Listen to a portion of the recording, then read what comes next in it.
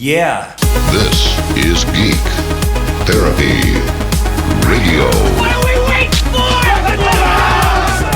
And now your mental curator, Johnny Hamburger. On the line with me at CES 2019 right now is the High Tech Texan, Michael Garfield. Michael, how you doing out there? Hamburglar, it is such an honor to be on your show. Are you kidding me? I love it.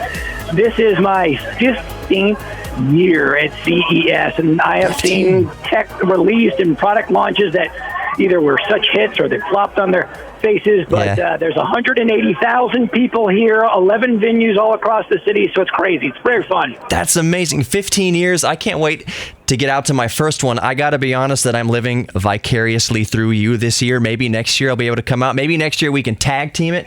Who knows? Set up iHeart booths next to each other. Who knows how that goes? But are you up for that? You want to go out together next year, maybe? Let's hey, bring it on out here, man. If you could do your gig out here, I know, listen, you and I, we cover tech, we cover the future, the gizmos, the gadgets, the games, and so it's a great one-two punch. But I must say that the CES folks, they really do a great job of hosting the media. There's 10,000 media members from all across the world. I mean, from all countries you can't even imagine. Wow. They do a great job of setting up the TV stands, the radio booths, and everything. So come on out. Love to have you. I mean, we'll see about next year. Hopefully I can make that happen. But what I want to ask about is this year, is there anything that is what's standing out to you this year? I know there's obviously a lot of tech going on, a lot of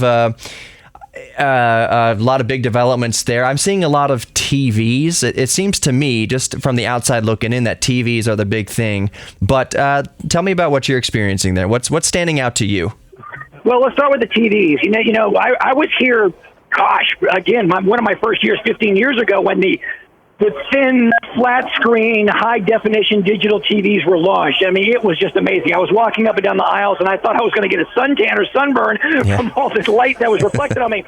And then at some point, the market matured. There was nothing new. Okay, yes, maybe there was, 1080p, and now there was 4K. Now, this year, I'm seeing 8K. 8K is the buzz, which to me is laughable because there's no content being shown at all in 4K. Why do we even need 8K right now? But LG, Samsung, all these companies are touting it. I'm looking at the screens, they're 88-inch pictures. They look great right now, but I'll tell you, we don't need it, and a lot of it is concept right now. So it's a lot of buzz and wow. Yeah, when do you think, speaking of 8K TVs, because I tend to agree with that, they're showcasing 8K TVs, they're showcasing the new technology.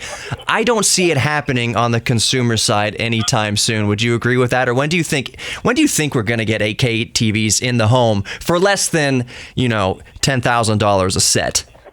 With no 8K content, by the way. Yeah. I don't want to say never, but I'm waiting for 4K content. You can't buy a TV really right now without 4K, and there may be one or two channels. Maybe it's a National Geographic network that's truly showing something in 4K. It's the chicken and egg theory. We need the networks. We need ESPN, ABC, CBS. They need to start broadcasting in 4K, which is going to sell more 4K TVs. At that point, it's saturated. We'll go to 8K, but it's going to be, seriously, it may be a generation before even 8K comes around. I think you're right, but it's certainly fun to look at the technology being demonstrated. Other than 8K TVs, what else is standing out? I know Intel gave their keynote kind of yesterday. Is there anything sticking out with computers or gaming? What's going on over there? What do you think is sticking out to you? You know what? Computers were everywhere 10 to 15 years ago. HP had a big booth. Dell had a big booth. You don't see a lot of them really anymore on the show floor. I did see the HP folks, which I like it because they do have a nice presence here in Houston area because, from the old compact days. And they're showing off laptop, tablet convertibles that are fast processors, that have unbelievable video cameras and great gaming experience. But really computers, peripherals like that, that's not the big story. I mean, another big story is AI, artificial intelligence. Oh my goodness! I mean, from autonomous self-driving cars to way in the health industry, and obviously in Houston, health is so big. So AI, and obviously you can't. It's not a product. You can't look at it or touch it or feel it. It doesn't go beep and buzz. So it's not sexy, but it's the thing. It's the mechanism and the concept that is driving the next generation of technology. Absolutely. Okay, so what do you think if you had to pick one or two things? Like, let's say the people who put together CES, the company, Samsung, whoever said, Garf, we love you so much. We want to. You can take home one of these prototypes and just have. If you can choose maybe one or two things that you could just have your free pick.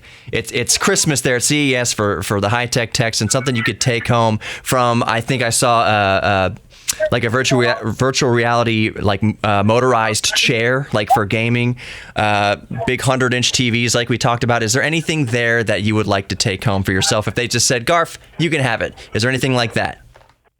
Come on, baby, you got to go big or go home, man. I'm going for the cars.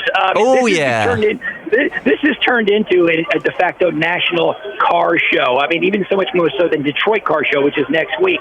Every major manufacturer is on the floor. And about an hour and a half ago, I went to the Audi booth, the Mercedes booth, Hyundai, Kia, Nissan. It goes on. And what I love is they're concept cars. And concept cars, pretty much as we know, they're never going to be built. It's something you see out of Tron, the movie. Yeah. But the technology they're using is there. Now, I did see a brand new Audi A8. Yeah. Sweet as can be, but you sit in the back seat, and they've got 12-inch video monitors that get this, and you can watch movies, and the seats rumble. They're like D-box seats in movie theaters as they're showing the Avengers, and that was stuff. And so I'm more than happy if they say, Garf, here's the keys to anything. I'm going to go pick one of the cars in the show floor.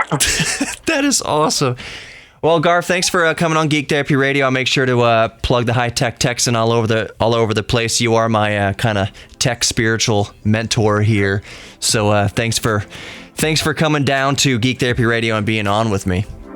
But Jake, I am a geek, Johnny. I'm a Geek Central right now, and I am so proud of what you're doing, man. Keep it up, because there's a ton of cool information that I know you do and I do. We just try to break it down and have fun. Nothing in life really should be taken seriously, and we do cover some fun things. So I hope you get out here with me next year. Exactly. All right. Thanks for coming on, Garf.